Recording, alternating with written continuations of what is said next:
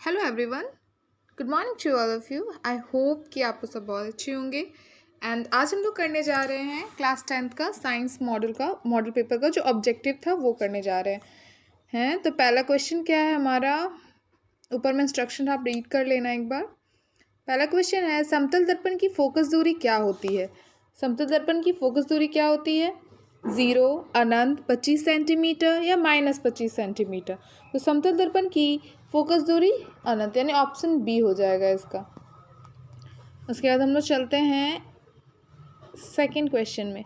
किसी वस्तु का अवतल दर्पण द्वारा वास्तविक उल्टा और समान आकार का प्रतिबिंब बनता है, तो वस्तु की स्थिति क्या होगी।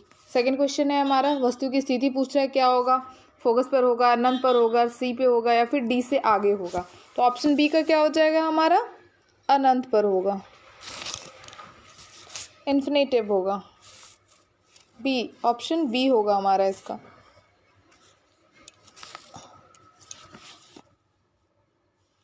टू का बी।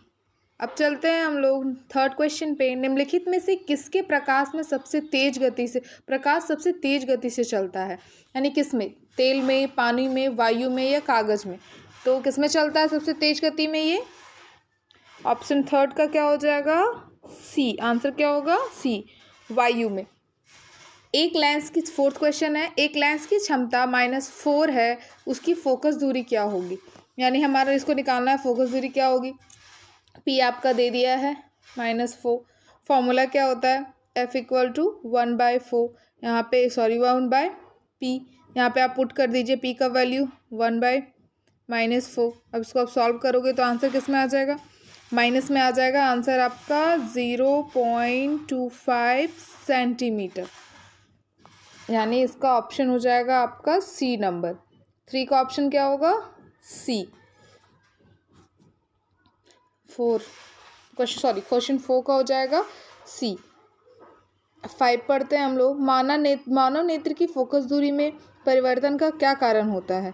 कॉर्निया, आइरस, सिलियरी या मांसपेशिया या पुतली। क्या हो जाएगा 5 नंबर का भी हमारा सी होगा। 5 नंबर का क्या होगा, सी। 6 नंबर क्वेश्चन रीड करते हैं। दृष्टि दोष को डैश भी कहा जाता है। दृष्टि दोष को और क्या कहा जाता है, उसका दूसरा नेम क्या होता है। तो इसका दूसरा नेम होता है हाइपरमेट्रोपिया। ए, इसका क्या हो जाएगा, 6 का ए। अब लोग 7 में करते हैं। प्रतिरोध का एसआई मात्रक क्या है। प्रतिरोध का एसआई मात्रक तो सभी जानते हैं आप लोग, डी। क्या हो जाएगा, ओम, यानी ऑप्शन डी। 8 नंबर क्वेश्चन करते हैं हम लोग। 8 में पूछ रहा है, टंगस्टन का उपयोग निम्नलिखित में से किस में किया जाता है। तो हम टंगस्टन का यूज़ कहाँ करते हैं हम लोग, बल्ब के, बिजली के बल्ब पे, यानी ऑप्शन बी। 9 नंबर का क्वेश्चन है, चुंबकीय क्षेत्र रेखा निकलती है, कहाँ से निकलती है चुंबकीय क्षेत्र रेखाएं हमारे, उत्तरी ध्रुव से, यानी ऑप्शन बी। 9 का भी बी हो जाएगा। निम्नलिखित में से कौन सा हमारे लिए ऊर्जा का परम स्रोत है।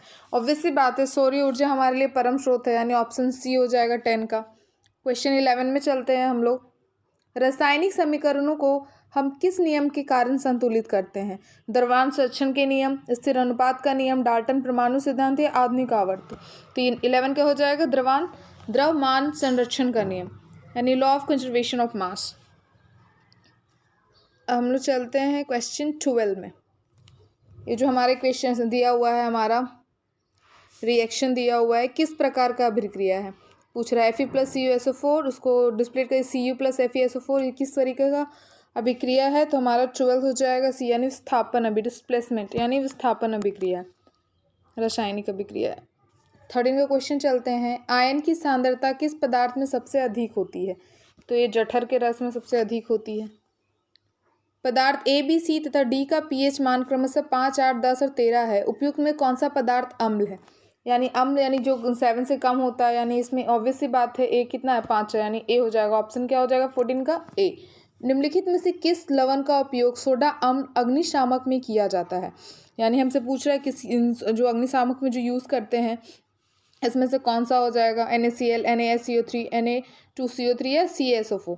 इसका ऑप्शन हो जाएगा हमारा 15 का बी नंबर, NaCO3। 16 क्वेश्चन में चलते हैं हम लोग। निम्नलिखित में से कौन सा उभयधर्मी ऑक्साइड है? CO2, La2O3 या Na2O3 या Fe3O4? इसमें से हो जाएगा हमारा 16 का बी नंबर, एल्युमिनियम। उसके बाद हो जाएगा दिए गए तत्वों, 17 में देखते हैं, दिए गए तत्वों के इलेक्ट्रॉनिक विन्यास में कौन उत्कृष्ट गैस का इलेक्ट्रॉनिक विन्यास है? उत्कृष्ट गैस का पूछा गया है, यानी 70 का हो जाएगा सी, 2 और 8।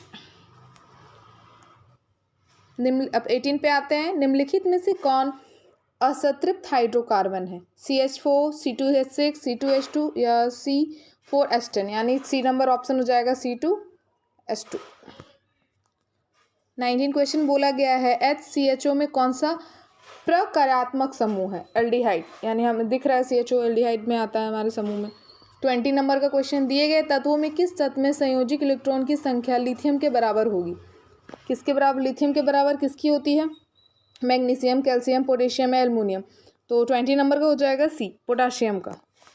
21 क्वेश्चन आते हैं। अमीबा में किस प्रकार का पोषण पाया जाता है? परजीवी पोषण, स्वपोषी पोषण, मृतजीवी या प्राणी समभोजी पोषण? तो 21 का हो जाएगा हमारा डी नंबर, प्राणी समभोजी पोषण। 22 का क्वेश्चन है, श्वसन प्रकार में ग्लूकोज से पाइस्वेट में विखंडन कहाँ होता है? कोशिका में होता है, माइटोकॉन्ड्रिया में, या हमारी पेशियों में, या यीस्ट में? तो 22 का हो जाएगा बी, माइटोकॉन्ड्रिया में। 23 आते हैं। निम्नलिखित में से कौन सा हार्मोन शरीर की वृद्धि के लिए उपापचय का नियमन करता है? वृद्धि हार्मोन, इंसुलिन, टेस्टोस्टेरोन या थायरोक्सिन? तो कौन सा करता है हमारा? तो डी नंबर हो जाएगा थायरोक्सिन। 25 में आते हैं। दिए गए चित्र, ये जो आप यहाँ पे फिगर दिया गया है, ये बोल रहा है कि ये किसको प्रदर्शित करता है? विखंडन को, खंडन को, पुनरुद्भवन को या मुकुलन को? तो आप देख रहे हैं कि पहले ये एक था, फिर स्प्लिट हुआ 3 में, फिर 3 से फिर नया बना, फिर तीनों से अलग अलग बना, यानी पुनरुद्भवन, यानी इसका ऑप्शन सी हो जाएगा। ऑप्शन क्या होगा? सी। 26 में मनुष्य में निषेचन कहाँ होता है? मनुष्य में निषेचन कहाँ होता है? अंडवाहिनी में, शुक्रवाहिनी, गर्भाशय, योनि? तो 26 का हो जाएगा हमारा ए, अंडवाहिका में। 27 किस जीवों में कोई गुण प्रभावित होता है? केवल किसी जीव में कोई गुण प्रभावित होता है केवल पिता के डीएनए से, केवल माता के डीएनए से, या पिता माता? देखिए ऑब्वियस सी बात है कि बच्चे में दोनों का डीएनए होता है, मम्मी और पापा दोनों, यानी ऑप्शन सी क्या हो जाएगा इसका? ऑप्शन सी 27 का। 28 का हो जाएगा। क्वेश्चन में क्या है हमारा? नाभिक के विद्युत शक्ति संयंत्र में किस प्रक्रिया में ऊर्जा मुक्त होती है? किस प्रकार से होती है? नाभिक विचलन, नाभिक विखंडन, जल का विद्युत अपघटन, चंद्रमा के गुरुत्व खिंचाव? तो 28 का हो जाएगा बी नंबर हमारा, नाभिक के विखंडन से। 29 क्वेश्चन है, हरे पौधों के पत्तियों को प्राप्त होने वाले सौर ऊर्जा का कितना प्रतिशत भाग खाद्य ऊर्जा में परिवर्तित करने में खर्च होती है? 1%। इसका ऑप्शन ए हो जाएगा 29 का। 30 लास्ट क्वेश्चन पे आते हैं हम लोग। निम्नलिखित में से किस पदार्थ का प्रयोग करना पर्यावरण के लिए सबसे अधिक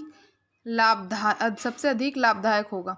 थर्माकोल का डिस्पोजल कप, प्लास्टिक के डिस्पोजल कप, मिट्टी का डिस्पोजल कप, कागज का? तो ऑब्वियस सी बात है मिट्टी के डिस्पोजल का, यानी ऑप्शन सी। 30 का क्या हो जाएगा? ऑप्शन सी।